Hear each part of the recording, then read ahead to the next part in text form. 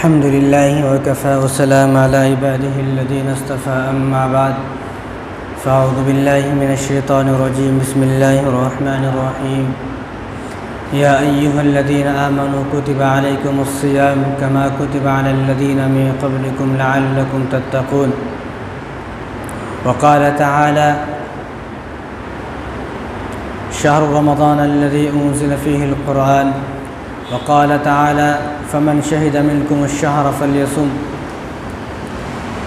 وقال النبي صلى الله عليه وسلم إذا دخل رمضان فتحت أبواب الجنة وغلقت أبواب جهنم وسلسلة الشياطين أو كما قال عليه الصلاة والسلام اللهم صل على سيدنا محمد وعلى آل سيدنا محمد وبارك وسلم اللهم صل على سيدنا محمد وعلى آل سيدنا محمد وبارك وسلم اللهم صل على سيدنا محمد وعلى آل سيدنا محمد وبارك وسلم میرے محترم دوستو عزیز ساتھیو، وہ مہینہ کہ جس مہینے کا ہم نے 1 سال سے انتظار کیا، وہ رحمتوں والا مبارک مہینہ بھی شروع ہو گیا کہ 1 سال سے جس کے لیے جو سچا مسلمان ہے وہ دعا کر رہا تھا، جس کو شوق ہے روزہ رکھنے کا، جس کو شوق ہے تراویح پڑھنے کا، جس کو شوق ہے کہ میں اس مہینے میں اللہ کو پالوں، اللہ کو راضی کر لوں، اللہ کو خوش کر لوں، اپنے گناہوں کو معاف کرا لوں، تو وہ لوگ ہیں جو سالوں سے دعا کرتے ہیں۔ تو اللہ تبارک و تعالی ہم سب کو بھی انہی لوگوں میں سے بنائے۔ تو ایسا مبارک مہینہ ہے کہ اس مہینے میں رسول اللہ صلی اللہ علیہ وسلم نے ارشاد فرمایا کہ اذا دخل رمضان فتحت ابواب الجنہ، کہ جب رمضان المبارک کا مہینہ شروع ہوتا ہے تو اللہ تبارک و تعالی جنت کے دروازوں کو کھول دیتے ہیں۔ وغلقت ابواب جہنم، جہنم کے دروازے بند کر دیے گئے۔ وسلسلۃ الشیاطین، اور یہ بخاری کی روایت ہے کہ شیطان کو قید کر دیا گیا، یعنی جس چیز سے ہمیں پریشانی تھی اس چیز کو قید کر دیا گیا۔ اب سارے مسلمان ایک ہی بہانہ لگاتے ہیں کہ شیطان نے مجھے بہکا دیا، شیطان نے مجھے گمراہ کر دیا۔ بھئی یہ گناہ کیوں کیا؟ شیطان نے کرا دیا۔ یہ غلطی کیوں کی؟ شیطان نے کرا دی۔ یہ برائی کیوں کی؟ شیطان نے کرا دی۔ تو اللہ تبارک و تعالیٰ نے اس مہینے میں شیطان کو قید کر یہ آزمایا ہمیں۔ اللہ تعالیٰ ہمیں آزما رہے ہیں کہ اس مہینے میں تم پورے باقی 11 مہینوں میں شیطان کا بہانہ لگاتے ہو، چلو میں اس مہینے میں شیطان کو قید کر دیتا ہوں، اب دیکھوں گا کہ تم سچ مچ میں تم خود سے کرتے ہو، شیطان کراتا ہے۔ تو اس لیے کہا جاتا ہے کہ اس مہینے میں آدمی کوئی گناہ نہ کرے۔ قیامت کے دن جب اللہ کے سامنے حاضر ہوگا اور جب اس کے گناہوں کا رجسٹر کھولا جائے گا تو کہے گا، اے اللہ آپ یہ دیکھیں کہ میرے 11 مہینے میں تو گناہ ہیں لیکن میرا رمضان کے مہینے میں کوئی گناہ نہیں ہے۔ یہ کہے گا کہ 11 مہینے میں جو مجھ سے گناہ کرائے وہ شیطان نے کرائے، رمضان المبارک میں آپ نے شیطان کو قید کر دیا، اللہ رمضان المبارک میں مجھ سے ایک بھی گناہ نہیں ہوا، آپ چاہے تو دیکھ لیں۔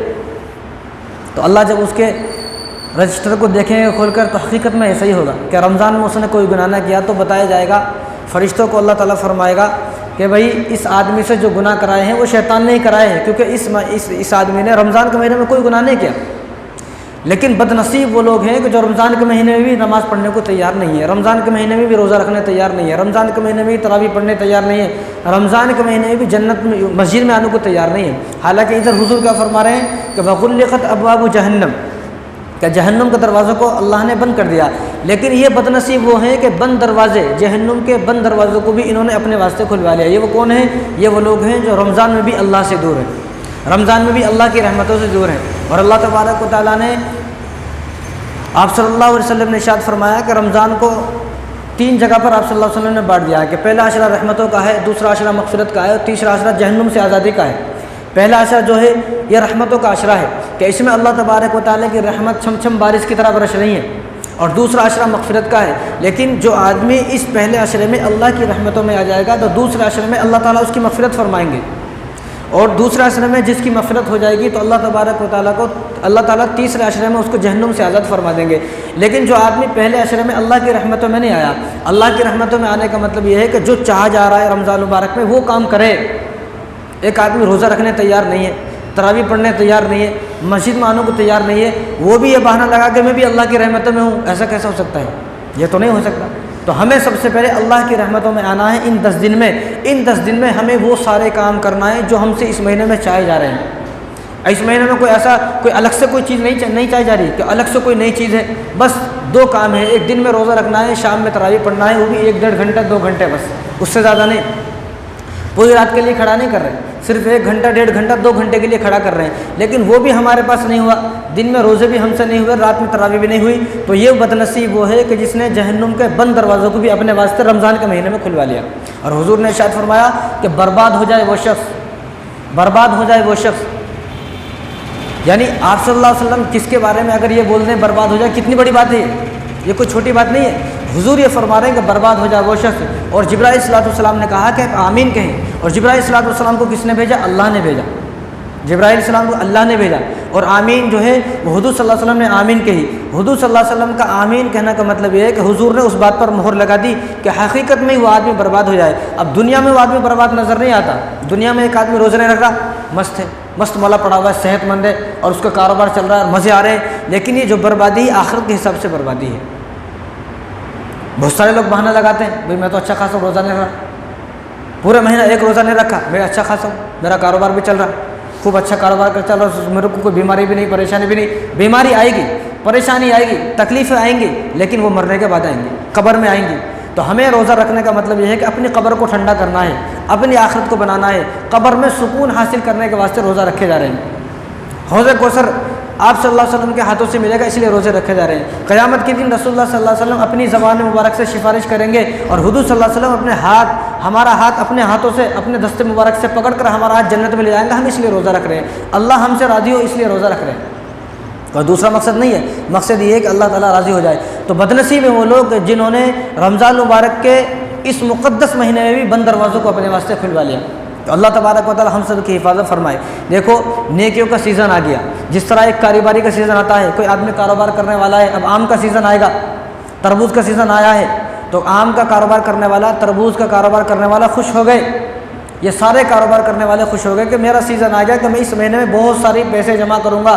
تو ہمیں بھی خوش ہو جانا چاہیے کہ رمضان مبارک کا مقدس مہینہ آ گیا، اس مہینے میں ہم بھی پیسے جمع کریں گے۔ وہ پیسے بولے تو وہ نیکیاں ہیں کہ نیکیاں جمع کریں گے، یہ دنیا کے پیسے دنیا میں کام آتے ہیں، نیکیاں آخرت میں کام آئیں گے۔ تو دنیا میں جس آدمی کے پاس زیادہ پیسہ ہوتا ہے اس کو اتنا پروٹوکول دیا جاتا ہے، اس کی اتنی عزت کی جاتی ہے، اس کو لوگ اتنا ہی جو ہے پیار محبت سے دیکھتے ہیں، اور کوئی اس کے سامنے بات کرنے سے ڈرتا ہے۔ تو اسی طرح جس کے پاس دنیا میں زیادہ پیسہ اس کو عزت مل رہی ہے دنیا میں، اسی طرح قیامت کے دن جس کے پاس نیکیاں زیادہ ہوں گی تو قیامت کے دن بھی اس کو عزت ملیں گی، فرشتہ اس کا استقبال کریں گے، حوریں اس کا استقبال کریں گی۔ تو ہمیں نیکی کمانے کا سیزن آ گیا ہمارے لیے۔ یہ ایسا ہے، اس کی مثال ایسی ہے کہ اللہ تبارک و تعالیٰ نے ہر دن کے لیے ہمیں ایک چیک بک دے دی ہے، بھئی چیک بک ہے تمہارے پاس۔ اگر کسی آدمی کو چیک بک مل جائے، کسی آدمی کو چیک بک مل جائے، بھئی یہ چیک بک ہے، میں نے اس میں سائن کر دیے، آپ جتنے پیسے چاہے بھر لیں اس میں اور نکال لیں، جتنے پیسے بھر لیں نکال لیں۔ تو بہت سارے خوش نصیب وہ لوگ ہوں گے جو اس مہینے میں چیک بک مل گئی ہے، لیکن وہ ہر دن اتنے نیک اعمال کریں گے کہ ملین اور بلین اپنے پیسے لکھ لیں گے، ملین اور بلین نیکیاں لکھ لیں گے۔ اور بدنصیب ایسے ہوں گے کہ چیک تو ملا لیکن 1 روپیہ بھی اس میں نہیں لکھ سکے۔ تو اسی طرح ہمیں ایک چیک بک مل گئی ہے کہ ہم ہر دن اتنے نیک کام کریں، اتنے نیک کام کریں کہ قیامت کے دن ہمارا رجسٹر نیکیوں سے بھر جائے۔ جس طرح تاجر خوش ہو جاتا ہے نیکی کا سیزن آنے سے، تو ہمارا بھی نیکی جمع کرنے کا سیزن آ گیا ہے، تو ہمیں بھی اب اللہ کو راضی کرنا ہے، جنت کو حاصل کرنا ہے، جہنم سے نجات پا لینے کا ہے، اور اللہ کو خوش کر لینا کہ اللہ کو پا لینا ہے۔ اسی طرح مسند احمد کی روایت ہے، بنو قزا کے 2 لوگ رسول اللہ صلی اللہ علیہ وسلم کے پاس آئے، دونوں نے ایک ساتھ ایمان قبول کیا، دونوں نے ایک ساتھ کلمہ پڑھا۔ اب ان دونوں کی وفات ہو گئی، ایک کی وفات پہلے ہوئی، ایک کی وفات کس طرح ہوئی کہ ایک میدان جنگ میں شہید ہو گئے۔ دونوں نے اسلام ایک ساتھ قبول کیا، ایک ساتھ آئے بنو قزا کے آپ صلی اللہ علیہ وسلم کے پاس۔ اب ایک شہید ہو گئی جنگ میں، اور شہید کا مرتبہ تو یہ ہے کہ اس کا خون زمین پر گرنے سے پہلے جنت میں پہنچ جاتا ہے، اللہ تعالیٰ اس کی مغفرت فرما دیتے ہیں۔ ایک وہ آدمی ہے جو شہید ہو گیا۔ اب ایک آدمی جو دونوں ساتھ ایمان لائے، اب ایک آدمی وہ ہے کہ جو 1 سال کے بعد اپنے بستر پر جس کا انتقال ہوا، اپنے بستر پر وفات ہوئی، نہ وہ شہید ہوا، نہ وہ جنگ میں گیا، نہ اس کو کوئی بیماری آئی، بس ٹھیک ٹھاک اپنے بستر پر اس کی وفات ہوئی۔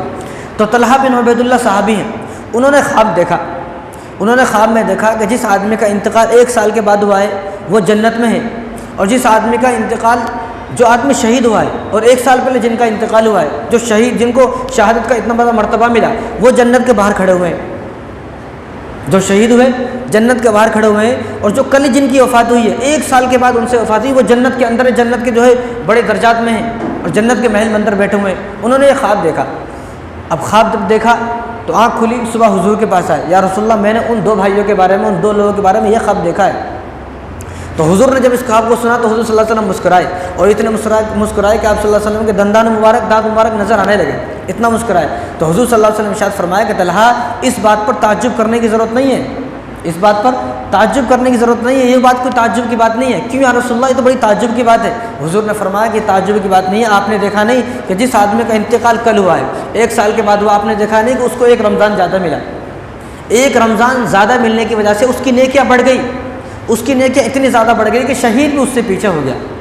اس کی نیکیاں زیادہ بڑھنے کی وجہ سے شہید سے اوپر اس کا درجہ ہے، شہید سے پہلے جنت میں داخل ہو گیا۔ تو ہمیں بھی ایک موقع اور مل گیا ہے، جو ہم سے پہلے رمضان سے پہلے کتنے سارے لوگ وفات ہو گئے، وہ اس درجے کو نہیں پا سکتے جس درجے کو ہم لوگ پا سکتے ہیں۔ جنت میں جو درجہ ہم لوگ پا سکتے ہیں وہ نہیں پا سکتے۔ اور رمضان کیوں آتا ہے؟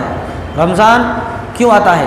اللہ تبارک و تعالیٰ نے قرآن کریم کے اندر فرمایا یا ایھا الذین آمنوا کتب علیکم الصیام، اے کہ ایمان والو ہم نے تمہارے اوپر روزوں کو فرض قرار دے دیا ہے، روزے تمہارے اوپر فرض کر دیے۔ کس طرح؟ جس طرح تم سے پہلے جو لوگ آئے، تم سے پہلے جو امتیں آئی ان پر بھی روزہ فرض تھا۔ ایسا نہیں ہے کوئی نئی چیز ہے، نئی بات نہیں ہے، نئی چیز نہیں ہے، بلکہ اللہ تبارک بس یہ ہے کہ ہمیں یہ ہمارے مقدر ہے، ہمارے نصیب ہے کہ ہمیں 30 روزے ملے، 1 مہینے کے روزے ملے۔ پہلی امت کو روزے تو ملے لیکن اتنے نہ ملے، کسی امت کو عاشورہ کا 1 روزہ ملا، محرم کا 1 روزہ ملا، کسی کو بس 1-2 زیادہ نہیں ملے، 1-2 روزے ملے، لیکن یہ ہماری خوش نصیبی ہے کہ ہمیں 30 روزے ملے۔ تو اس امت کو 30 روزے ملے ہیں۔ تو اللہ تبارک و تعالیٰ نے فرمایا کہ میں نے تمہارے اوپر روزے فرض کر دیے ہیں جس طرح تم سے پہلے جو لوگ تھے ان پر بھی روزے فرض تھے۔ کیوں فرض تھے؟ لعلکم تتقون، تاکہ تم متقی بن جاؤ، تاکہ تم پرہیزگار بن جاؤ۔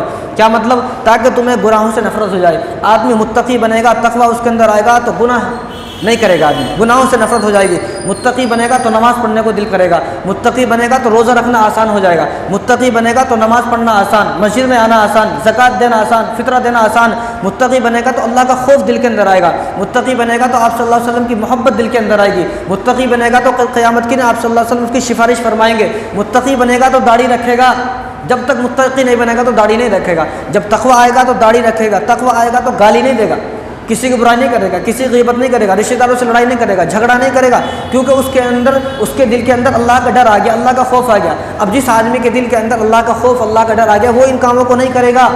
جب متقی آدمی بن جائے گا تو اس کے دکان میں برکت ہوگی، کاروبار میں برکت ہوگی، اس کی ہر چیز میں برکت ہوگی، گھر میں برکت ہوگی، گھر سے لڑائی جھگڑے ختم ہوں گے متقی بنے گا تو۔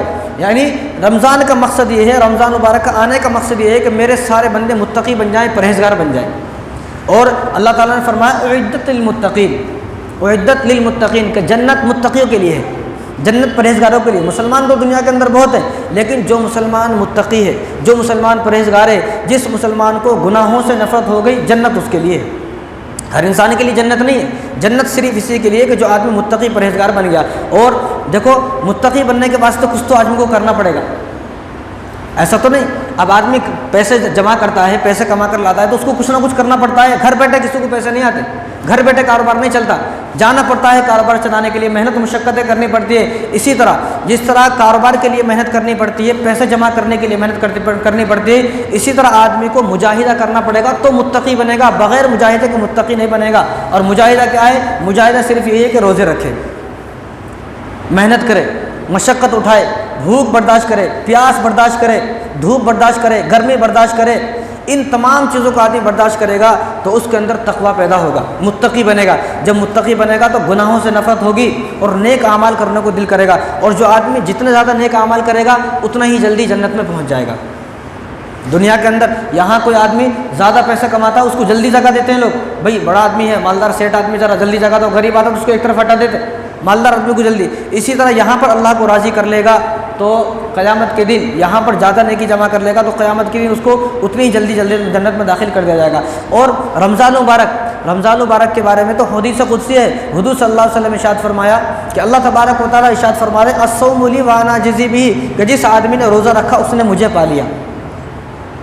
جس آدمی نے روزہ ایک ایسی عبادت ہے جو خالص اللہ کے لیے کی جاتی ہے اور ریا سے پاک ہے، دکھلاوے سے پاک ہے۔ نماز آدمی دکھلاوے کے واسطے پڑھ سکتا ہے، قرآن آدمی دکھلاوے کے واسطے پڑھ سکتا ہے، زکوٰۃ آدمی دکھلاوے کے واسطے دے سکتا ہے، کسی غریب کی مدد دکھلاوے کے واسطے کر سکتا ہے، لیکن روزہ دکھلاوے کے واسطے کر ہی نہیں سکتا۔ کیسے کرے گا؟ یہاں تو سب باتیں صوفی بن جاتا ہے، میں بھی روزے سے ہوں، لیکن گھر میں جا کر ہو سکتا ہے پانی پی لے۔ لیکن اگر کوئی آدمی روزے سے ہے تو وہ صرف اللہ کو معلوم ہے، کسی کو معلوم نہیں ہے۔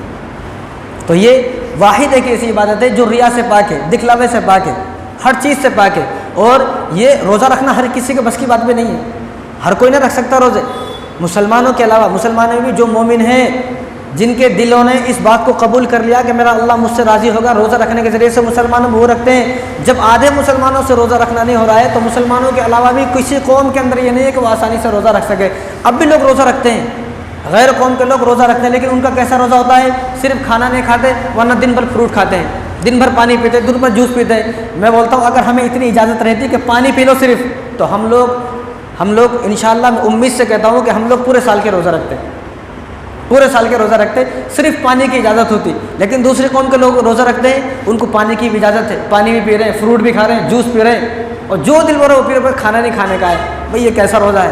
روزہ یہ ہے، اور یہ روزہ ہر کسی کے بس کی بات نہیں ہے۔ تو اسی لیے جب ہر کوئی آدمی اس روزے کو نہیں رکھ سکتا تو اسی لیے اللہ نے فرمایا کہ الصوم لی وانا اجزی بہ، کہ جس آدمی نے روزہ رکھا اس نے مجھے پا لیا، جس آدمی نے روزہ رکھنا اس نے اللہ کو پا لیا۔ سبکتگین بادشاہ تھے، محمود غزنوی کے والد صاحب سبکتگین بادشاہ تھے، تو انہوں نے ایک دن لوگوں کو آزمایا، جو ان کے پاس جو غلام تھے، باندی تھی، جو ان کا لشکر تھا، جو ان کی فوجی تھا، اس دن آزمایا۔ انہوں نے کہا کہ آج میں بڑا خوش ہوں، آج میں بڑا خوش ہوں، کہ اتنا خوش ہوں کہ آج جو آدمی جس چیز پر ہاتھ رکھ دے گا وہ چیز اس کی ہو جائے گی، جو آدمی جس چیز پر ہاتھ رکھ دے گا وہ چیز اس کی ہو جائے گی۔ تو ایک آدمی بڑا ہوشیار تھا، اس نے سونے پہ ہاتھ رکھ دیا، کسی نے ہیرے پہ ہاتھ رکھ دیا، کسی نے جواہرات پر ہاتھ رکھ دیا، کسی نے چاندی پر ہاتھ رکھ دیا، کسی نے پیسوں پر ہاتھ رکھ دیا۔ ایک آدمی بڑا ہوشیار تھا، اس نے محل پہ ہاتھ رکھ دیا، محل شمارا ہو گیا۔ تو سب نے ہاتھ رکھا، تو ان کے پاس ایک باندی تھی، ایک باندی کالی کلوٹی باندی تھی، اس سے سب نفرت کرتے تھے، لیکن اس کے اندر عادتیں بہت اچھی تھی۔ اور آدمی کوئی خوبصورت لگنے کے واسطے، اگر کوئی آدمی مجھے اچھا لگ رہا ہے تو اس کی خوبصورتی سے اچھا نہیں ہے، دل اچھا ہونا چاہیے، عادتیں اچھی ہوں، اخلاق اچھے ہوں تو آدمی اچھا لگتا ہے، چاہے اس کی شکل کیسی بھی ہو، چاہے کالا کلوٹا ہو، لولا ہو، لنگڑا ہو، اندھا ہو، کانا ہو، بہرا ہو، کیسے بھی ہو، لیکن اس کی عادتیں اچھی ہوں۔ اب ایک آدمی ایسا ہے بڑا خوبصورت ہے، حسین نوجوان ہے، اور اس کے 6 پیس بنے ہوئے ہیں، اور روزانہ جم کو جاتا ہے، لیکن اس کی عادت کیسی بد اخلاق ہے، بدتمیز ہے، گالیاں دیتا ہے، کوئی اس سے محبت نہیں کرے گا۔ تو وہ باندھی تھی، سب اس سے نفرت کرتے تھے، کالی کلوٹی باندھی تھی، تو وہ بھی ٹھہری ہوئی تھی۔ تو بادشاہ نے کہا کہ سب نے ہاتھ رکھ لیا، سب نے کہا ہم نے ہاتھ رکھ لیا بھائی، ٹھیک ہے، جو چیز جس کی ہے وہ لے کے جاؤ۔ تو جو لوگ کھڑے ہوئے تھے اور باندیاں تھیں، انہوں نے کہا کہ بادشاہ حضور، ہم آپ سے پہلے کہتے تھے کہ یہ باندی کسی کام کے نہیں ہے، آپ خالی پیلی اس سے اتنے محبت کرتے ہیں، ہم دیکھو کتنے چالاک ہیں، ہم نے پیسوں پر ہاتھ رکھے، ہیرا جواہرات پر ہاتھ رکھے، سونے پر ہاتھ رکھے، اس نے تو حد ہی کر دی، محل پہ ہاتھ رکھ دیا، لیکن یہ بیوقوف ہے باندی، اس نے کسی چیز پر ہاتھ ہی نہیں رکھا۔ تو باندی نے آرام سے کہا شاید تم نے دیکھا نہیں میرا ہاتھ کہاں ہے، شاید تم نے دیکھا نہیں میرا ہاتھ کہاں۔ اس کا ہاتھ کہاں تھا؟ اس کا ہاتھ بادشاہ کے کاندھے پر تھا، بادشاہ کے کاندھے پر تھا۔ تو بادشاہ نے جب دیکھا تو بادشاہ نے کہا کہ تم لوگ بیوقوف ہو، انہیں ہوشیار ہے، جیسے محل جیسے سونے پر تم نے ہاتھ رکھا ہے، ایسے کروڑوں ہیں میرے پاس، اس نے میرے اوپر ہاتھ رکھ دیا ہے، بادشاہ جس کا ہو گیا ساری چیز اس کی ہو گئی۔ باندی نے کہا کہ میں نے بادشاہ کے اوپر ہاتھ رکھا تو جب بادشاہ میرا ہو گیا تو بادشاہ کی ساری چیز میری ہو گئی، جیسے محلات اور جیسے سونے چاندی پر تم نے ہاتھ رکھا ایسے اس کے پاس کروڑوں ہیں، ہزاروں اس کے پاس، وہ سارے میرے ہو گئے۔ تو جب سب کو سمجھ میں آیا کہ یہ ہوشیار ہے کہ ہم لوگ بیوقوف ہیں، تو اسی طرح جس طرح اس باندی نے بادشاہ کے کانے پر ہاتھ رکھا، بادشاہ کو پا لیا، اسی طرح ہم بھی رمضان کے روزے کی قدر کریں گے، رمضان المبارک کے مہینے کی قدر کریں گے، روزہ رکھیں گے تو ہم نے بھی اللہ کو پا لیا۔ اب جس نے اللہ کو پا لیا سارے خزانے اسی کے ہیں، اس کو کسی خزانے کی ضرورت نہیں ہے۔ تو ہمیں بھی اللہ کو پانے کا مہینہ آ گیا ہے، تو ہمیں بھی اللہ کو پانا ہے۔ رمضان روزہ جو ہے اس کو عربی میں صوم بولتے ہیں، صوم کا مطلب ہے رک جانا، کھانے پینے سے رک جانا اور بیوی کے پاس جانے سے رک جانا، ان 3 چیزوں کا نام روزہ ہے۔ اور چوتھی چیز حرام کام سے رک جانا، حرام بولنے سے، حرام کھانے سے، حرام دیکھنے سے، حرام سننے سے، حرام بولنے سے، حرام جگہ جانے سے، ان تمام چیزوں سے رک جانا، اس کا نام روزہ ہے۔ وہ چیزیں جو پہلے بھی حرام تھی اب بھی حرام ہے، لیکن اب بھی ان سے روزہ رکھنے کے بعد آدمی بچنا نہیں ہے. کیوں؟ کسی کی غیبت کرنا حرام ہے، پہلے بھی حرام تھا اب بھی حرام ہے. کسی کو گالیاں دینا حرام ہے، پہلے بھی حرام تھا اب بھی حرام ہے. کسی کی برائی کرنا، کسی کے بارے میں غلط سوچنا، فلم دیکھنا. اس لیے کہا جاتا ہے کہ آدمی پیٹ کا روزہ نہ رکھے، آدمی اپنے پورے جسم کا روزہ رکھے.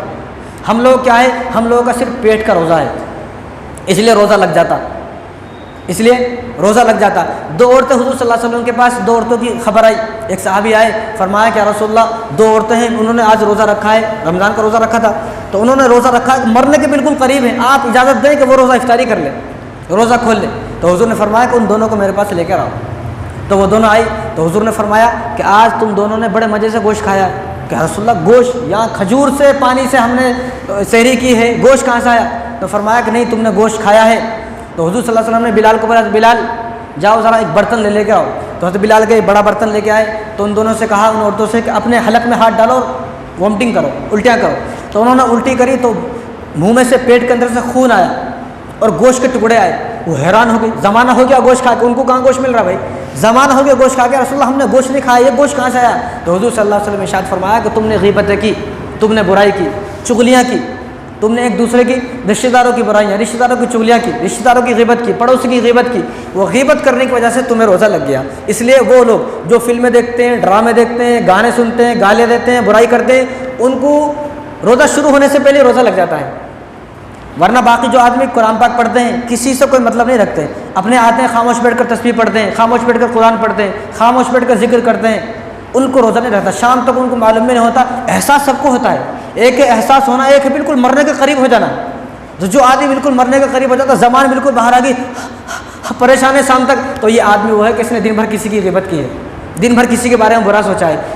تو روزہ پیٹ کا نہ ہو، دل کا بھی روزہ ہو، کہ اس دل سے ہمیں کسی کو برا نہیں سوچنا ہے، اس دل کو پاک کرنا ہے. آنکھوں کا بھی روزہ ہو کہ ہمیں آنکھوں سے فلمیں نہیں دیکھنی ہے. اب ہمارا نوجوان روزہ تو رکھ لیا، سارے دن ٹائم پاس کے واسطے فلمیں دیکھ رہا ہے، یہ روزے کا کوئی فائدہ نہیں ہے. اس لیے حضور نے ارشاد فرمایا، بخاری کی روایت ہے، حضرت عائشہ فرماتی ہیں حضور نے ارشاد فرمایا کہ بعض روزے دار ایسے ہیں کہ ان کو بھوک کے سوا کچھ ملنے والا نہیں، صرف بھوکے رہتے پورا دن. اب وہ وہی سوچ رہا ہے کہ میں بھی روزے سے ہوں، میں بھی روزے سے ہوں، لیکن اس کا روزہ نہیں. کیوں؟ کیونکہ پورا دن گیم کھیلنے میں گزار دیا، پورا دن گانے سننے میں گزار دیا، پورا دن فلمیں دیکھنے میں، ڈرامے دیکھنے میں گزار دیا، گانے دیکھنے میں گزار دیا، اور پورا دن جو ہے وہ مووی اور گندی گندی مووی بھی دیکھنے میں گزار دیا. تو یہ آدمی ایسا ہے کہ اس آدمی کو روزے کی اللہ کو کوئی ضرورت نہیں ہے، اس کا روزہ شام کو اس کے منہ پر مار دیا جاتا ہے. تو ہمیں روزہ کیسا رہنا ہے؟ پورے جسم کا روزہ رہنا ہے، پورے جسم کا، ہر اعضاء کا ہمارا روزہ ہوگا تو ہم متقی بنیں گے، ورنہ متقی نہیں بنیں گے. تو رمضان کا مل جانا ایک بہت بڑی عبادت ہے، اور اس مہینے کا مل جانا بھی عبادت ہے، اس مہینے میں عبادت کرنا بھی عبادت ہے، اور ان عبادتوں کا قبول ہو جانا اس سے بڑی عبادت ہے. رمضان کے مل جانا بھی ایک عبادت ہے، لیکن رمضان میں ان عبادتوں کا قبول ہو جانا یہ بھی بڑی عبادت ہے. تو اس لیے رمضان مجھے ملا بہت بڑی بات ہے، میں رمضان میں عبادت کروں، اس کی بھی دعا کریں، اور جو میں عبادت کر رہا ہوں اللہ ان عبادتوں کو قبول فرمائے، اس کی بھی دعا کرنا ہے. اس لیے رسول اللہ صلی اللہ علیہ وسلم نے ایک دعا ارشاد فرمائی ہے، جب رمضان مبارک شروع ہوتا تو حضور صلی اللہ علیہ وسلم ایک دعا تمام صحابہ کو سکھاتے ہیں کہ آپ اس دعا کو پڑھیں. اس دعا میں تینوں چیزیں ہیں، رمضان بھی ملنا، میں کیسا رہنا، اور رمضان کی عبادتیں بھی قبول ہونا. تو لمبی چوڑی دعا کرنے کی ضرورت نہیں، یہ خالی ایک دعا یاد کر لیے تو بس ہے. تو حضور صلی اللہ علیہ وسلم ارشاد فرمایا کہ اس دعا کو کرے آدمی، اب جس کو ہم پڑھتے رہتے ہیں بار بار، اللہم سلمنی لی رمضان وسلم رمضان لی وتسلمہ منی متقبلا. کیا مطلب یہ ہے کہ اللہ مجھے رمضان کے لیے سلامتی عطا فرما. سب سے پہلی بات کیا ہے کہ مجھے رمضان کے لیے سلامتی عطا فرما، کیا کہ میں بیماری سے محفوظ رہوں، میں سلامت رہوں ساری بیماریوں سے، ہاسپٹل سے محفوظ رہوں، دواخانے سے محفوظ رہوں، اور میرے اندر صحت ہو، قوت ہو، طاقت ہو، برداشت کرنے کی ہمت ہو، اور حادثوں سے محفوظ رہوں، جیل خانوں سے محفوظ رہوں، کسی کیس کے چل جانے سے میں محفوظ رہوں، پولیس سے محفوظ رہوں، ان تمام چیزوں سے محفوظ رہوں، نقصان سے محفوظ رہوں، کہ میرے کاروبار میں کوئی نقصان نہ ہو، کوئی خسارہ نہ ہو، میں گرمی برداشت کر سکوں، بھوک برداشت کر سکوں، پیاس برداشت کر سکوں، دھوپ برداشت کر سکوں. ان تمام چیزوں کو برداشت کرنے کی اللہ مجھے ہمت دے. اس میں پہلی ہے. اور دوسری کیا ہے؟ رمضان کو میرے لیے سلامتی والا رمضان بنا. یا اللہ رمضان کو میرے لیے سلامتی والا رمضان بنا. کیا کہ رمضان تو ہو ایسا نہ ہو کہ لاک ڈاؤن لگ جائے، رمضان تو ہو ایسا نہ ہو کہ دشمن بیٹھا ہو، رمضان تو ہو ایسا نہ ہو کہ پورا رمضان برسات میں چلے جائے، بارش ہوتی رہے، اولے پڑ جائیں، اور ایسی ٹھنڈ ہو کہ گھر سے باہر نہ نکل سکوں. تو رمضان کو بھی میرے واسطے سلامتی والا رمضان بنا، کہ مسجدیں آباد ہوں، راستے سارے صاف ہوں، کوئی بیماری میرے اوپر نہ ہو، میں ہر بیماری سے پاک و صاف رہوں، سارے راستے مسجد تک صاف رہے. اور رمضان میں جو میں عبادت کروں رمضان میں جتنی میں عبادت کروں وتسلمہ منی متقبلا، ان ساری عبادتوں کو اللہ قبول فرما، یعنی ہر عمل میرا قبول ہو، میری نمازیں قبول ہو، میری تراویح قبول ہو، میرے روزہ قبول ہو، اور جتنے بھی میرے زکوٰۃ ہے، فطرے ہے، میرے جتنے بھی نیک اعمال ہیں وہ سارے قبول ہوں۔ ان تمام کی قبولیت کے واسطے رسول اللہ صلی اللہ علیہ وسلم اس دعا کو فرمایا کہ آدمی اس دعا کو پڑھتا رہے۔ اور دوسری دعا رسول اللہ صلی اللہ علیہ وسلم ارشاد فرمایا، یہ آپ صلی اللہ علیہ وسلم کی سب سے زیادہ پسندیدہ دعا ہے۔ حضور صلی اللہ علیہ وسلم کے ایک صحابی ہیں جن کا نام ہے معاذ، حضرت معاذ۔ تو حضور نے ایک دن معاذ کو دیکھا اور مسکرائے، معاذ کو دیکھا اور مسکرائے، اور حضور جس کی طرف دیکھ کر مسکرا دے اس کے تو دل دنیا میں باغ باغ، جنت بھی باغ باغ ہوگی۔ یہ سمجھو کہ حضور نے جس کو دیکھ کر مسکرا دیا بس اس کو دنیا میں ہی جنت مل گئی۔ حضور نے ان کو دیکھ کر مسکرایا معاذ کو، تو حضرت معاذ بھی مسکرائے، یا رسول اللہ آپ مجھے دیکھ کر مسکرا رہے ہیں؟ تو حضور نے فرمایا ادھر آؤ۔ تو حضور نے ان کا ہاتھ پکڑا، ہاتھ پکڑ کر کہا کہ معاذ میں اللہ کی قسم کھا کر کہتا ہوں۔ کس کی؟ حضور قسم کھا رہے، حضور کو تو قسم کھانے کی ضرورت نہیں ہے۔ تو حضور نے قسم کھائی، معاذ میں تم سے اللہ کی قسم کھا کر کہتا ہوں کہ میں تم سے محبت کرتا ہوں اور سچی محبت کرتا ہوں۔ ایسا ہاتھ پکڑا اور فرمایا کہ میں تم سے سچی محبت کرتا ہوں، کیا میں تمہیں ایک وصیت کروں؟ کیا میں تمہیں ایک وصیت کروں؟ تو فرمایا کہ معاذ نے کہ رسول اللہ ضرور وصیت کریں آپ۔ تو حضور صلی اللہ علیہ وسلم نے مسکراتے ہوئے فرمایا کہ معاذ تم ہر نماز کے بعد اس دعا کو کرو، یہ دعا سب کو یاد بھی ہے۔ فرمایا میں تم سے سچی محبت کرتا ہوں، اور میری وصیت یہ ہے آدمی جس سے محبت کرتا ہے اس کو جھوٹ بات نہیں بولتا، جھوٹ بات نہیں بولتا۔ اور حضور صلی اللہ علیہ وسلم تو معاذ کو فرما رہے ہیں کہ معاذ میں تم سے سچی محبت کرتا ہوں، اور میں تمہیں ایک وصیت کرتا ہوں کہ تم ہر نماز کے بعد اس دعا کو کرنا، اس دعا کو پڑھتا رہنا، یہ دعا مجھے بہت زیادہ پسند ہے۔ تو حضور صلی اللہ علیہ وسلم سے جب پوچھا تو حضور نے فرمایا کہ دعا یہ ہے اللہم اعنی علی ذکرک و شکرک و حسن عبادتک۔ سب کو یاد ہے دعا؟ تو ہمیں ہر نماز کے اس کا ترجمہ کیا ہے؟ اس کا ترجمہ کہ اللہ میری مدد فرما، میری اتنی مدد فرما کہ میں آپ کی تعریف کر سکوں، آپ کا ذکر کر سکوں، آپ کا شکر ادا کر سکوں اور اچھی عبادت کر سکوں، میری ایسی مدد فرما۔ تو اس رمضان کے مہینے میں اس دعا کو آدمی کرے، کیوں کہ یا اللہ میری ایسی مدد فرما کہ میں آسانی کے ساتھ روزہ رکھ سکوں، میری ایسی مدد فرما میں آسانی کے ساتھ نماز پڑھ سکوں، میری ایسی مدد فرما میں آسانی کے ساتھ تراویح پڑھ سکوں، میری ایسی مدد فرما کہ میں آسانی کے ساتھ ذکر کر سکوں، میں خوبصورت طریقے سے۔ ایک تو ہے عبادت کرنا، ایسے ٹوٹی پھوٹی پکڑ لی عبادت، ایک ہے عبادت کو خوبصورتی سے کرنا۔ اس لیے حضور صلی اللہ علیہ وسلم نے ارشاد فرمایا کہ بحسن عبادتک، یا اللہ میں آپ سے دعا کرتا ہوں کہ میری عبادتوں میں خوبصورتی پیدا فرما، میں ایسی دعا کرتا ہوں کہ میری عبادتیں خوبصورت ہو جائیں، ایسی دعا۔ تو آپ اس دعا کو یاد کر لیں کہ اللہم اعنی علی ذکرک و شکرک و حسن عبادتک، اس دعا کو آپ ہر نماز کے بعد پڑھتے رہیں۔ یہ حضور صلی اللہ علیہ وسلم فرمایا کہ مجھے تم سے سچی محبت ہے اور یہ حضور کی وصیت ہے۔ تو پورے اسلام کے اندر جو مہینے 12 مہینے ہیں، رمضان مبارک کا ایک مہینہ ایسا ہے جس کا نام اللہ نے رکھا، شہر رمضان الذی انزل فیہ القرآن۔ یہ رمضان مبارک کا نام اللہ نے رمضان رکھا، باقی 11 مہینوں کے نام عربوں نے رکھے، لیکن اللہ تبارک و تعالیٰ نے رمضان کا خود نام رکھا کہ اور جب رمضان مبارک کے روزے فرض ہوئے، آپ صلی اللہ علیہ وسلم 13 سال مکے کے اندر رہے، 2 سال مدینے کے اندر، 15 سال ہو گئے۔ 15 سال تک روزے فرض نہیں تھے، 15 سال تک جو روزے فرض تھے وہ عاشورہ کا ایک روزہ فرض تھا، عاشورہ کا 10 محرم کا ایک روزہ فرض تھا۔ 15 سال تک تمام صحابہ حضور صلی اللہ علیہ وسلم ایک روزہ رکھتے تھے۔ جب حضور صلی اللہ علیہ وسلم کو آ کے ہجرت کر کے 2 سال مدینے کے اندر ہو گئے، 2 ہجری 10 شعبان کو اللہ تبارک و تعالیٰ کے حکم آیا یا ایھا الذین آمنوا کتب علیکم الصیام کما کتب علی الذین من قبلکم لعلکم تتقون، کہ ہم نے اب تمہارے اوپر روزے فرض کر دیے گئے ہیں۔ تو اسی سال 2 ہجری کو تمام صحابہ نے روزہ رکھے، اور روزہ رکھے ابھی 16 دن ہوئے، لیکن 17 رمضان جنگ بدر شروع ہو گئی۔ جنگ بدر، میدان بدر کے اندر، جنگ کے میدان کے اندر بھی کسی صحابہ نے روزہ نہیں توڑا۔ حضور صلی اللہ علیہ وسلم نے اجازت دی جس کا دل چاہے تو روزہ کھول لے، لیکن کسی صحابہ نے روزہ توڑا نہیں، روزہ نہیں کھولا۔ روزے کی حالت میں ابو جہل کو دھول چٹائی۔ اور یہاں ہمارا کیا حال ہے؟ گھر میں اے سی میں، کیا حضور آپ یہ سوچیں صحابہ کے زمانے میں یہ تھے؟ یہ فین، یہ کولر، یہ اے سی، یہ چھت، یہ در و دیوار، یہ گھر اتنے خوبصورت صحابہ کے زمانے میں تھے؟ صحابہ کے زمانے میں کچھ نہیں تھا، صرف گرمی۔ اب وہ گرمی برداشت کرنے کے لیے نہ فین ہے، نہ کولر ہے، نہ اے سی ہے، نہ ٹھنڈا پانی ہے، کچھ نہیں ہے، لیکن اس گرمی میں بھی انہوں نے روزہ رکھ کے دکھایا۔ اور ہمارا حال کیا ہے؟ فین چل رہے ہیں، کولر چل رہے ہیں، گھر میں گئے تو بالکل ٹھنڈا ہے، گھر بھی روم بالکل ٹھنڈا بنا دیے، لیکن اس ٹھنڈ کی حالت میں بھی روزہ رکھنے تیار نہیں ہے۔ اور دوسری بات، ان کو کھانا تک نصیب نہیں تھا، کھانا نصیب نہیں تھا، صرف کھجور اور پانی سے روزہ رکھتے تھے، صرف کبھی کبھی کھانا ملتا تھا۔ حضور صلی اللہ علیہ وسلم کو 30 دنوں میں سے 2-4 دن صرف کھانا ملتا تھا، باقی 27-28 دن کوئی کھانا نہیں ملتا تھا۔ بالکل اسی طرح کھجور سے روزہ رکھتے تھے۔ اور یہاں ہمارے پاس کتنی نعمتیں ہیں، ان نعمتوں کے باوجود بھی اگر ہم روزہ نہ رکھیں گے تو بہت تگڑی کھنچائی ہوگی، یاد رکھیں آپ۔ اور حضور صلی اللہ علیہ وسلم کو کتنے روزے ملے؟ 9 رمضان ملے. حضور صلی اللہ علیہ وسلم کو 9 رمضان ملے اور ہمیں 60 رمضان 70 رمضان 50 رمضان 40 رمضان. ہم بھی کتنے خوش نصیب لوگ ہیں. حضور صلی اللہ علیہ وسلم کو صرف 9 رمضان ملے اور بعض صحابہ تو ایسے ہیں جن کو ایک بھی رمضان نہیں ملا. ایک بھی رمضان. یعنی وہ صحابہ جو مکے کے اندر ہی وفات ہو گئی، جن کی مکے کے اندر جو صحابہ جو انتقال فرما گئے، جن کی وفات ہو گئی، ان کو ایک بھی روزہ نہیں ملا. یا جو مدینے کے اندر ابھی آئے 1 سال ان کی وفات ہو گئی، ایک بھی روزہ نہیں ملا.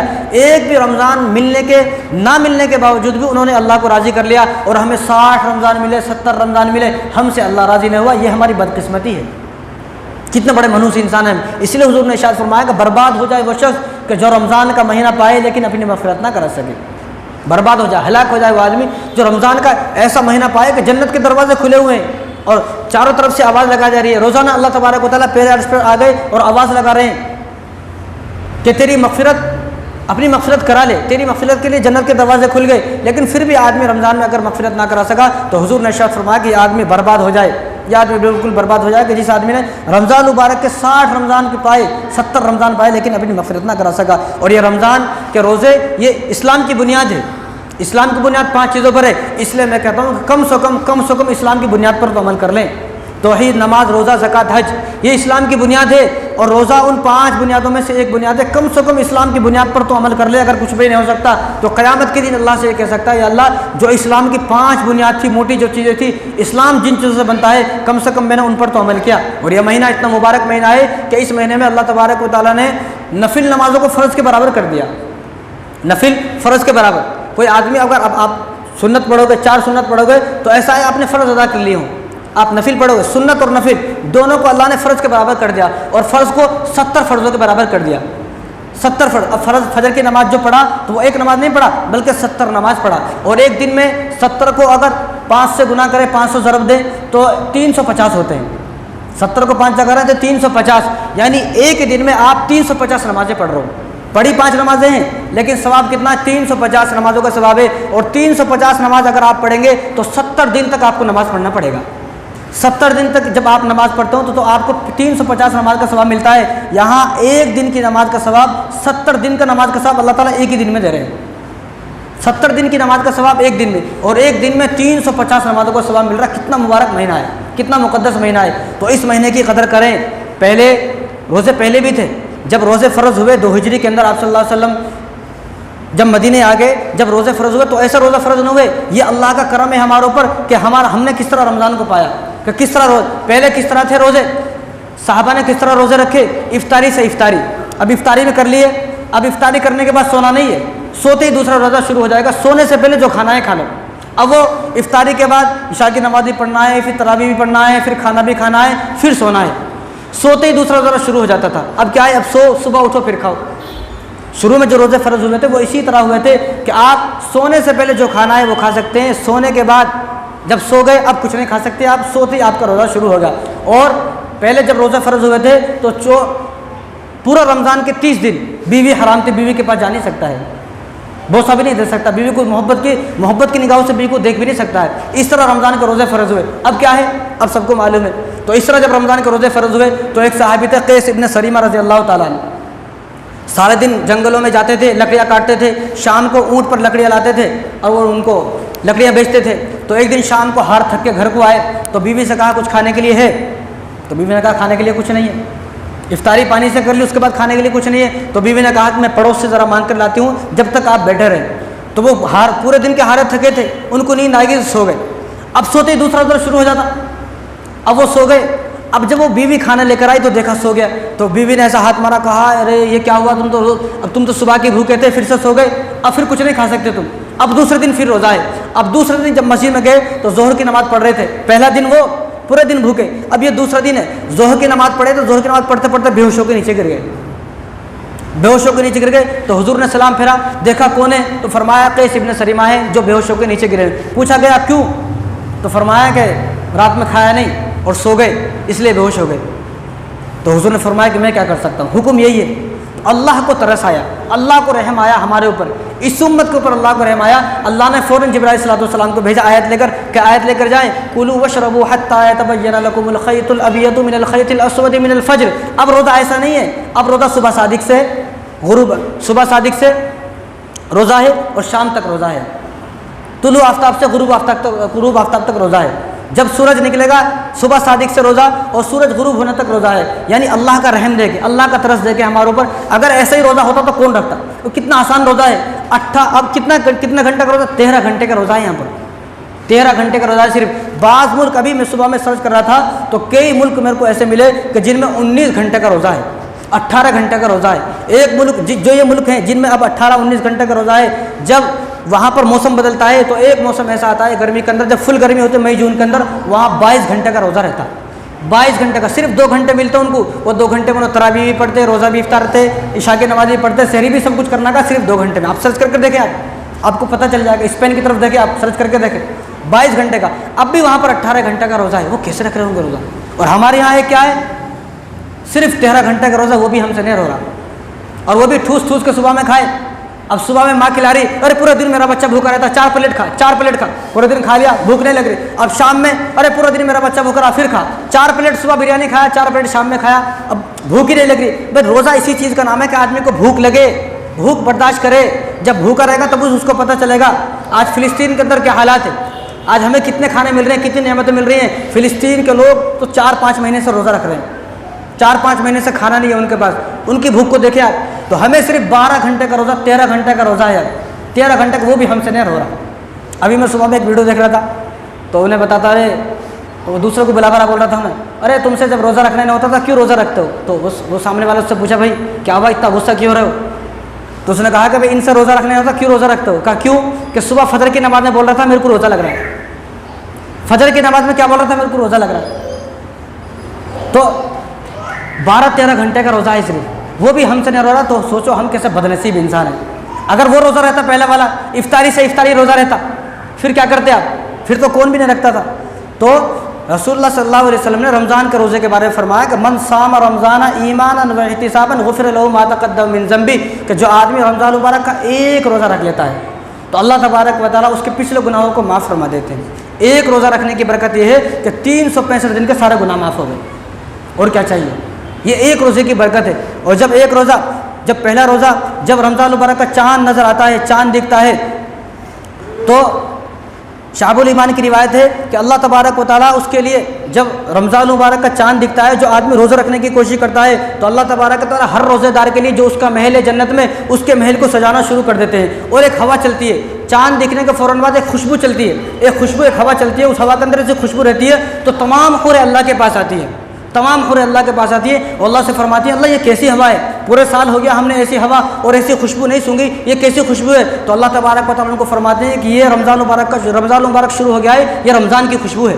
تو حوریں اللہ تعالیٰ سے کہتی ہیں، اللہ ٹھیک ہے رمضان مبارک شروع ہو گیا ہے، اب آپ ایسا کریں کہ جو لوگ دنیا کے اندر روزے رکھ رہے ہیں ان سے ہمارا نکاح فرما دیجیے، کہ قیامت جب وہ مرنے کے بعد آ جائیں گے تو ہم ان کے اس روزے کی برکت سے اپنی آنکھوں کو ٹھنڈا کریں گے۔ حالانکہ حوروں کو آنکھیں ٹھنڈے کرنے کی ضرورت نہیں ہے، تو کیا فرما رہی ہیں حوریں؟ یہ بول رہی ہے کہ اللہ جو دنیا کے اندر روزہ رکھ رہے ہیں آپ ان سے میرا نکاح پڑھا دیجیے۔ تو اللہ تبارک و تعالیٰ ان حوروں کا ان سے نکاح پڑھاتے تھے جو دنیا کے اندر روزہ رکھتا ہے۔ تو اور جو آدمی ایک روزہ رکھے، ایک روزہ رکھے، بخاری کی روایت ہے، جو آدمی ایک روزہ رکھے تو اللہ تبارک و تعالیٰ اس کو جہنم سے 70 سال دور فرما دیتے ہیں، ایک روزہ۔ اور جو آدمی 30 روزہ رکھے گا تو 2160 سال جہنم سے دور ہو گیا۔ یہ ایک روزے کی برکت ہے۔ اس لیے رمضان مبارک کی قدر کرے، روزوں کی قدر کرے، قدر کریں گے تو اگلا رمضان ملے گا، قدر نہیں کریں گے تو اگلا رمضان تو آئے گا لیکن تم اس دنیا میں نہیں ہوگے، تم اپنی قبر میں پہنچ جاؤ گے۔ اور حضور صلی اللہ علیہ وسلم نے ارشاد فرمایا، جو آدمی رمضان مبارک کی ناقدری کرے، رمضان مبارک کی ناقدری کرے گا تو ناقدری کی نحوست یہ پڑے گی کہ اس کے 1 سال کے نیک اعمال سارے ختم کر دیے جائیں گے، 1 سال کی ساری نیکیاں ختم ہوگی رمضان مبارک کی ناقدری کی وجہ سے۔ تو اب جو آدمی رمضان مبارک کی ناقدری کر رہے ہیں سوچے کہیں ایسا نہ ہو کہ رمضان مبارک جو پچھلے گیا ہے، وہ جو پچھلا پورا سال گیا ہے، جتنی میں نے نمازیں پڑھی ہیں، جتنی میں نے جو اچھے کام، جتنے بھی نیک کام کیے، ان ساروں پر پانی نہ پھر جائے۔ رمضان مبارک کی ناقدری کرو گے تو پورے 365 دن جتنے عمل کیے ہیں ان ساروں پر پانی پھیر دیا جائے گا، وہ سارے ختم کر دیے جائیں گے۔ اور حضور صلی اللہ علیہ وسلم ارشاد فرمایا کہ ترمذی کی روایت ہے کہ رمضان مبارک کا ایک روزہ، رمضان مبارک کا ایک روزہ کوئی آدمی چھوڑ دے اور ابھی چھوٹے ہوئے روزے کے بدلے میں پوری زندگی روزہ رکھے، پوری زندگی، یعنی کوئی آدمی 70 سال کا ہے تو 70 سال تک لگاتار روزہ رکھے اور رمضان مبارک کا ایک روزہ چھوڑ دے، تو فرمایا آپ صلی اللہ علیہ وسلم نے یہ اس کی پوری زندگی کے روزے ایک روزے کی برابر نہیں ہو سکتے فضیلت میں اور ثواب کے اعتبار سے۔ یہ ایک روزے کی برکت ہے کہاں پوری زندگی کے روزے اور کہاں ایک روزہ. تو رمضان مبارک کے کسی بھی روزے کو ہلکا نہ سمجھے, ان کی قدر کرے, قدر کرنے والے بنے. اور باتیں بہت ہیں انشاءاللہ رمضان کے بارے میں, اگلی بار باتیں ہوں گی. ایک بات جو میں آپ کو بتا دیتا ہوں, آج کل لوگوں کا یہ شوق ہو گیا ہے کہ بعض لوگ کہنے سے بھی سمجھ میں نہیں آ رہا. یہاں سے وہ کارڈ لے کر رمضان کا کارڈ یہاں ہے, کہنے سے بھی سمجھا نہیں, کتنا بھی سمجھاؤ سمجھ میں نہیں آتی بات, کتنا بھی سمجھاؤ. اور اس بات پر میں نے بہت غور کیا, لیکن کتنا بھی سمجھاؤ اور مردوں کو سمجھ میں آتا, لیکن عورتوں کو ذرا بھی سمجھ میں نہیں آ رہا, سمجھ میں نہیں آ رہا. آج یہ بات آپ کان کھول کر سمجھ لیں, کان کھول کر دل و دماغ کی کھڑکیاں کھول لے, سنجیدہ ہو کر بیٹھے اور سمجھ لے یہ جو کارڈ ہے نا, اس کارڈ میں جو ٹائم ٹیبل ہے یہ کسی جاہل آدمی نے نہیں بنایا, کسی ان پڑھ آدمی جاہل آدمی نے نہیں بنایا, کسی شرابی نے نہیں بنایا. رمضان مبارک جب شروع ہوتا ہے, رمضان مبارک کے شروع ہونے سے 15-20 دن پہلے تمام علماء بیٹھتے ہیں, تمام علماء کا مشورہ ہوتا ہے, تو تمام علماء ایک ٹائم ٹیبل طے کرتے ہیں. تمام علماء کے اتفاق سے, تمام علماء کی رائے سے اس کو بنایا جاتا ہے. لیکن مسئلہ یہ ہے کہ اس پر ہمیں اخبار ہی نہیں ہے, اس پر یقین ہی نہیں ہے. ایک عورت تو ایک بول رہی تھی حی علی الصلاۃ تک کھا سکتے سحری, حی علی الصلاۃ تک, فجر کی اذان تک. عام طور سے ہمارا یہ عام طور سے ہر گھر کا ماحول یہ ہے کہ سحری جو کر رہے ہیں وہ فجر کی اذان تک کر رہے ہیں, اور عورتوں کا تو یہ ہے کہ حی علی الصلاۃ تک بھی کھا سکتے. تو میرا سب سے پہلا سوال ان سے یہ, کسی ان پڑھ آدمی نے نہیں بنایا ہے. اگر یہ کسی ان پڑھ آدمی نے بنایا, جاہل آدمی نے بنایا, تو پھاڑ کر پھینک دو, اس کو آگ لگا دو. ضرورت نہیں ہے اس کو فالو کرنے کی, اس پر عمل کرنے کی ضرورت نہیں ہے. یہ علماؤں کی رائے سے بنتا ہے. اگر آپ کو اس پر یقین نہیں ہے تو معلوم یہ ہوا کہ آپ کو اپنے علماء پر یقین نہیں ہے, آپ کو اپنے علماء پر بھروسہ نہیں ہے. آپ خود کو مفتی صاحب سمجھ رہے ہو, آپ خود کو مول صاحب سمجھ رہے ہو. میں کہتا ہوں اگر جس آدمی کو اس پر یقین نہیں ہے, کتنی کتابیں پڑھی ہیں اس نے, کیا اس کو معلوم ہے چاند کے بارے میں, سورج کے بارے میں, صبح صادق کے بارے میں, طلوع آفتاب کے بارے میں, غروب آفتاب کے بارے میں, کیا اس کو معلوم ہے زوال کے بارے میں؟ کچھ بھی نہیں معلوم ہے. یہ وہ باتیں ہیں جو میں بول رہا ہوں پہلی مرتبہ سنی ہے. جب اس کو کچھ معلوم ہی نہیں ہے چاند کے بارے میں, سحری کے بارے میں, افطاری کے بارے میں, تو خود سے مفتی صاحب کیوں بنا ہوا ہے, سمجھ میں نہیں آ رہا. اس کا چھپانے کا مقصد کیا ہے؟ اس کا چھپانے کا مقصد یہ ہے کہ اس کو مانیں, اس پر عمل کریں, اس کو فالو کریں, اسی کے مطابق سحری کرنا ہے, اسی کے مطابق افطاری کرنا ہے. ورنہ اگر اس پر عمل نہیں کر رہے, پھاڑ کے پھر تو آگ لگا دیں, اس کو ضرورت نہیں. اس لیے آپ زیادہ سمجھدار نہیں ہو. ایک ہمارے علماء بیٹھے ہوئے ہیں تعلیم حیدرآباد کے اندر, ہمارے علماء بیٹھے ہوئے ہیں, ان کے علماء کو ان کے مشورے سے اس کارڈ کو بنایا جاتا ہے. ایک ہم لوگ ہیں جاہل آدمی, تو ہم لوگوں کی رائے نہیں چلے گی, یہ ان کی رائے چلے گی جو انہوں نے کہہ دیا ہے. اب جو اس میں ٹائم ٹیبل ہے, اسی ٹائم ٹیبل کے حساب سے آپ کو افطاری بھی کرنا ہے, اسی کے حساب سے آپ کو سحری بھی کرنا ہے. 5-10 منٹ کے چکر میں آپ اپنا روزہ خراب نہ کریں. کیا ہے کہنا اذان تک کھا سکتے, بھائی اذان تک کھا سکتے, کون سی کتاب میں لکھا؟ تم مفتی صاحب ہو, مول صاحب ہو, کیا ہو تم ولی ہو, وہی نازل ہو رہی ہے, جبرائیل صلی اللہ علیہ وسلم تمہارے اوپر آ کے بولے کیا؟ کون بولے تمہارے کو کھا سکتے؟ اگر سحری اذان تک کھا سکتے ہیں, پھاڑ کے پھینکو, اس کو کیا ضرورت ہے؟ مسجدوں سے اٹھا کے سب کو پھینکو, اور جو چھپا رہا ان کو منع کرو, چھپانے کی ضرورت نہیں ہے. ہم لوگ نہیں مانتے, ہم لوگ اذان تک ہی کھائیں گے.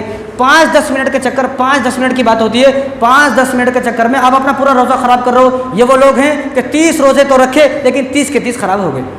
بعض لوگوں کا روزہ دن میں ٹوٹتا ہے, بعض لوگ روزہ کب توڑتے ہیں؟ ظہر کے وقت توڑ دیتے ہیں, عصر کے وقت توڑ دیتے ہیں. لیکن یہ وہ لوگ ہیں کہ جن کا روزہ شروع ہونے سے پہلے ہی ٹوٹ گیا.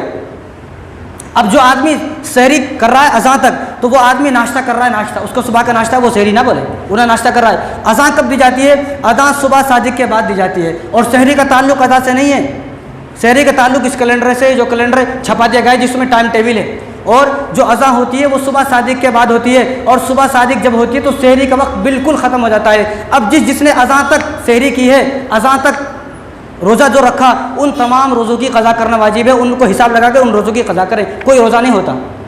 5-10 منٹ کے چکر میں, بھائی 5 منٹ 10 منٹ ہی تو ہے, لیکن 5-10 منٹ کے چکر میں آپ اپنے 30 کے 30 روزے خراب کر دیے. اب جو آدمی اس کے حساب سے نہیں مان رہا, اپنے حساب سے چل رہا ہے, وہ ان روزوں کی قضا کرے, اس کا کوئی روزہ نہیں ہے. کل قیامت کے دن جب وہ اپنا رجسٹر کھولے گا تو معلوم ہوا کہ اس کے نامہ عمل میں ایک بھی روزہ نہیں ہے, ایک بھی روزہ نہیں ہے. ایک وہ آدمی غلطی سے کھا لیا, ٹھیک ہے بھائی غلطی سے کھا لیا تو معاف ہے, لیکن تم تو جان بوجھ کر کھا رہے ہو, جان بوجھ کر کھا رہے ہو.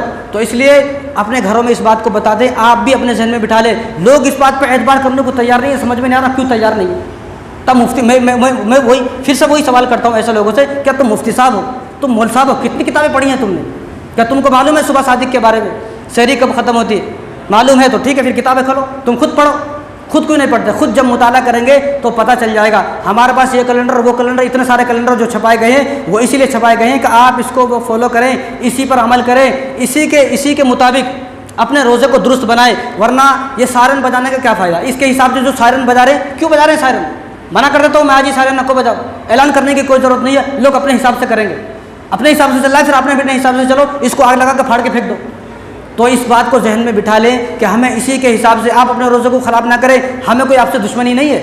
ایسا نہیں ہے کہ آپ اذان تک کھاؤ گے تو ہمارے کو بھی ایک حلیم کے لے کے آؤ گے، ہمارے کو بھی بریانی لے کے آؤ گے صبح میں، ہمارا کوئی فائدہ نہیں ہے، میں تو آپ کو جانتا بھی نہیں ہوں آپ کا گھر کہاں ہے، ہمارا کوئی فائدہ نہیں ہے۔ میں یہ چاہتا ہوں کہ آپ کا روزہ خراب نہ ہو، ہمیں آپ سے محبت ہے کیونکہ آپ میرے نبی کے امتی ہو، اس لیے آپ کو یہ باتیں بتائی جا رہی ہیں۔ آپ کا روزہ خراب نہ ہو، آپ اپنے روزے کو رکھ رہے ہو لیکن روزے کی حفاظت کریں، روزے کو اس کے حساب سے رکھیں۔ اگر آپ اپنے حساب سے روزہ رکھو گے اور اذان تک سحری کر رہے ہو، اذان تک، اور عورتوں کو سننے کو تیار نہیں ہے، عورتوں کا کہنا ہے کہ حی علی الصلاۃ تک کھا سکتے، حالانکہ اذان تو صبح صادق کے بعد ہوتی ہے، کھاؤ پھر خوب حی علی الصلاۃ تک، قیامت کے دن پتہ چلے گا کہ ایک روزہ بھی اس کے ہمارے میں نہیں ہے۔ تو ہمیں اسی کو فالو کرنا ہے، اسی کے حساب سے روزہ رکھنا ہے۔ اور دوسری بات، افطاری کے لیے وضو کی ضرورت نہیں ہے، افطار کے لیے وضو کی ضرورت نہیں ہے، افطاری آدمی بنا وضو کو بھی کر سکتا ہے۔ اب بعض لوگ یہاں آ رہے نہیں میں پہلے وضو کر لیتا ہوں، میں پہلے وضو کرتا ہوں۔ حضور نے ارشاد فرمایا کہ جب تک میری امت وقت ہوتے ہی افطار کرتی رہے گی تو امت ہدایت پر رہے گی، امت گمراہ نہیں ہوگی۔ آج کیوں گمراہ ہو گئے؟ بعض لوگ تقسیم کر رہے ہیں، اس کو دے رہے ہیں، اس کو دے رہے ہیں، بس تقسیم انہیں خود کھا لیتا، بھائی اس کو بھی بھوک لگی، اگر روزے سے صبح میں تو خود ٹوٹ کے پڑے گا، انہیں پڑے گا نہیں، ٹوٹ کے خود ٹوٹ کے پڑے گا۔ اب جو آدمی روزے سے نہیں تو انہیں تو خاموش بیٹھا رہے گا، کوئی میرے کو دے گا، کیونکہ روزے سے نہیں، پیٹ بھرا ہوا ہے، خالی پیٹ کو معلوم ہے کہ روزے کی قدر کیا ہے۔ تو جب افطاری کا وقت ہو جائے تو فوراً آپ روزہ کھول لیں۔ اگر سائرن نہیں ہو رہا، اعلان نہیں ہو رہا، تو آپ کے پاس سب کے پاس ایک کیلنڈر ہے، اس کیلنڈر سے دیکھ کر آپ روزہ کھول لیں۔ سحری اسی کے حساب سے کرے، افطاری بھی اسی کے حساب سے کرے۔ اور جو افطاری کا وقت ہوتا ہے، روزانہ اللہ تبارک و تعالیٰ 10 لاکھ لوگوں کو جہنم سے آزاد فرماتے ہیں۔ افطار کا وقت کتنے لوگوں کو؟ 10 لاکھ لوگوں کو جہنم سے آزاد فرماتے ہیں۔ لیکن یہ دیکھا جا رہا ہے کہ اب کوئی افطار کے وقت دعا کرنے کو تیار نہیں ہے۔ جب 10 لاکھ لوگوں کی آزادی مل رہی ہے، 10 لاکھ لوگوں کو جہنم سے، تو آپ دعا کریں، میرے لیے، اپنے لیے دعا کریں، یا اللہ مجھے بھی جہنم سے آزاد فرما دے، میرا خاندان میں پورا چلا گیا اس کو بھی آزاد فرما دے، آپ ان کے لیے دعا کریں۔ لیکن دعا کرنے کو تیار نہیں ہے۔ یہ وہ وقت ہے کہ جس وقت میں فرشتوں کی تبدیلی ہوتی ہے، لیکن اس وقت میں افطاری کے وقت میں بازار میں حلیم کی لائن میں کھڑا ہوا ہے، اور وہ بے حیائی کرتے ہوئے عورتوں کو دیکھتا ہوا پھر رہا ہے، بازاروں میں، مارکیٹوں میں شاپنگ کرتا ہوا پھر رہا ہے، پورا وقت برباد کر دیا ہے۔ یہ جو وقت ہوتا ہے افطار کا، یہ دعا کا وقت ہوتا ہے۔ روزانہ اللہ تبارک و تعالیٰ 10 لاکھ لوگوں کو جہنم سے آزاد فرماتے ہیں۔ کیا ہمارا حق نہیں ہے کہ ہم اس وقت دعا کریں؟ اگر دعا نہیں کرتے، اتنا ہی پڑھ لے جو پہلے عشرے کی دعا ہے، رب اغفر وارحم وانت خیر الراحمین، اتنا ہی پڑھ لے، تو جو افطار کا وقت ہے اس کو آپ بازاروں میں، مارکیٹوں میں خراب نہ کریں بالکل بھی۔ افطار کے وقت آپ 10-15 منٹ پہلے فارغ ہو جائیں، دعا کریں اللہ سے۔ یہ دعا کرنے کا، دعا نہیں کر سکتے تو قرآن پڑھیں، تسبیح پڑھیں، کچھ کریں، لیکن اس وقت کو ضائع نہ کریں، ورنہ مرنے کے بعد پتہ چلے گا کاش کہ میں اس وقت دعا کر لیا ہوتا تو میں بھی جہنم سے آزاد ہو جاتا۔ ہم اتنے منحوس نہیں ہیں ابھی، ہم ابھی اتنے گنہگار نہیں، اتنے بدکار نہیں ہیں کہ ہماری مغفرت نہ ہو سکے۔ اللہ کا شکر ہے ہمارے دل کے اندر ابھی ایمان ہے، ایمان ہے تو مسجد کو آ رہے ہیں، ایمان ہے تو روزے رکھ رہے ہیں، ایمان ہے تو تراویح پڑھ رہے ہیں، ایمان ہے۔ جب ایمان تھوڑا بہت ہے، ذرہ برابر بھی ایمان ہے، جب دعا کریں گے تو اللہ تعالیٰ دعاؤں کو قبول فرمائیں گے۔ تو افطار کے وقت 10-15 منٹ پہلے فارغ ہو جائیں، عورتیں بھی فارغ ہو جائیں، مرد بھی فارغ ہو گئے، دسترخوان پہ بیٹھ جائیں، دعا کریں آپ اپنے واسطے، آپ اپنے واسطے دعا کریں، آپ کا بھلا ہوگا۔ یہ نہیں ہے کہ میں بتا رہا ہوں کہ آپ میرے واسطے بھی دعا کرو، آپ کا بھی بھلا ہوگا، آپ نے میری بات کو کہنے کی وجہ سے عمل کر لیا تو میرا ہی بھلا ہو جائے گا۔ تو رمضان مبارک جب افطار کا وقت ہو جائے روزے میں، تو افطار سے 10-15 منٹ پہلے فارغ ہو کر دسترخوان پر بیٹھ جائیں اور دعا کریں اپنے پورے خاندان کے لیے، جو آپ کا پورا خاندان اس دنیا سے چلا گیا ہے، ٹھیک ہے نا انشاءاللہ۔ تو اللہ تعالیٰ ہم سب کو عمل کرنے کی توفیق عطا فرمائے۔ وما علینا الا البلاغ۔